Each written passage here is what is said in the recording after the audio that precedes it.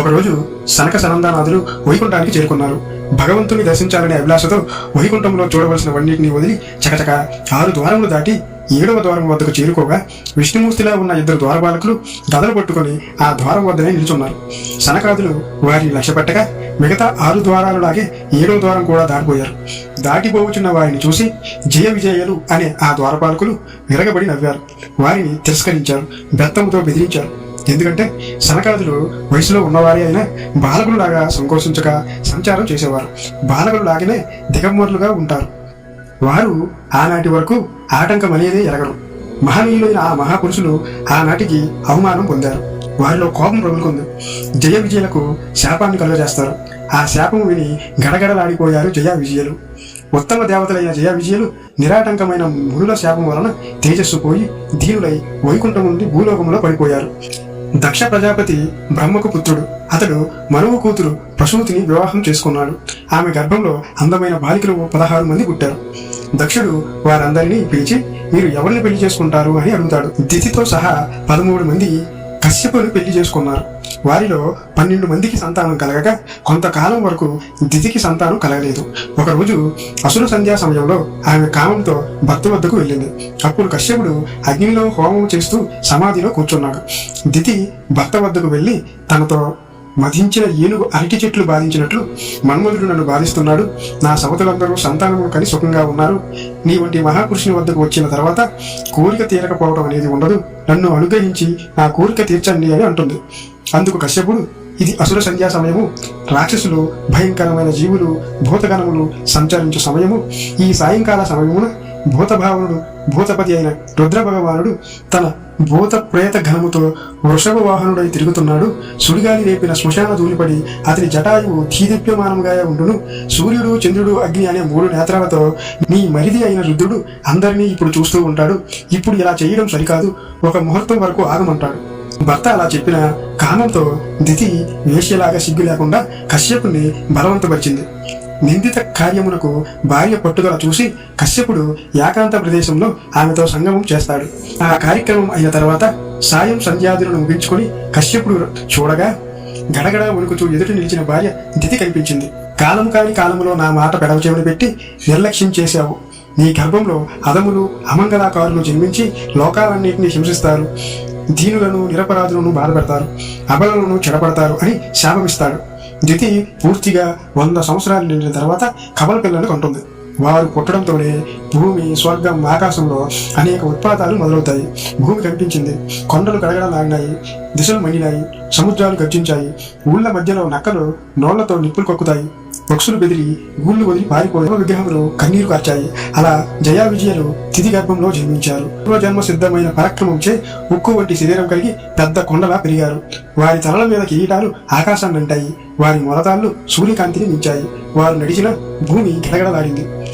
కశ్యపుడు తన కొడుకులిద్దరికీ ఒకే సమయంలో నామకరణం చేస్తాడు. పెద్దవాడు హిరణ్యకశిపుడు, చిన్నవాడు హిరణ్యాక్షుడు.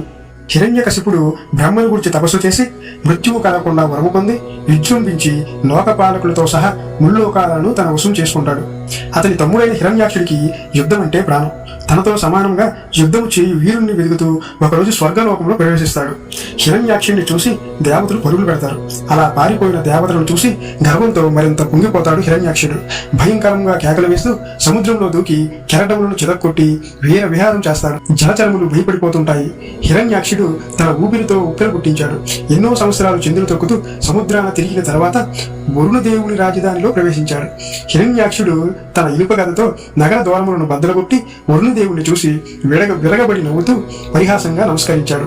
తనతో యుద్ధం చేయమని సవాల్ చేస్తాడు. అతని మదాంధతకు వరుణదేవుడు మండిపడ్డాడు. అయినా గర్వం తాకెక్కిన వారితో కయ్యంకు దిగడం మంచిది కాదని భావించి కోపమును దిగమింగుకుంటాడు. నీతో యుద్ధం చేయగలవారు నాకు ఎవరూ కనిపించట్లేదు.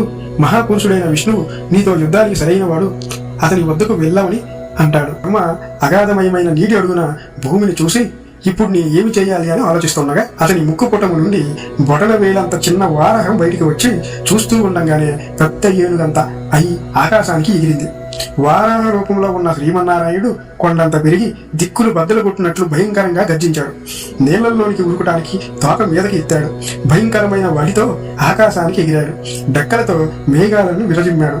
వ్రజ పర్వతంలా కఠోర శరీరంతో నీళ్లలోకి దూకంగా సముద్ర గర్భం పైనున్నట్లు మేఘములు గర్జించినట్లు ఘోరమైన శబ్దముతో పెద్ద పెద్ద తరంగాలు పైకి ఎగిసిపడుతున్నాయి.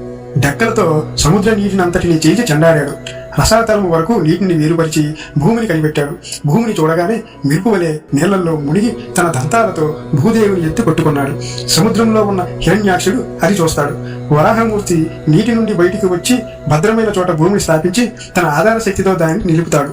హిరణ్యాక్షుడు బుసలు కక్కుతూ నిప్పులు కురిపిస్తూ క్రోధంతో భయంకరమైన గదని గిరా గిరా తిప్పి వారాహస్వామి గుండెలకు గురి చేసి కొడతాడు.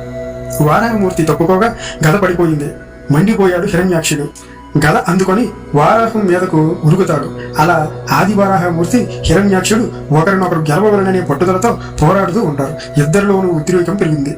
ఇద్దరి శరీరాలు గదల దెబ్బలకు రక్తంతో తడుస్తున్నాయి. రక్తపు వాసనతో ఇద్దరు ఉద్రిక్తులయ్యారు.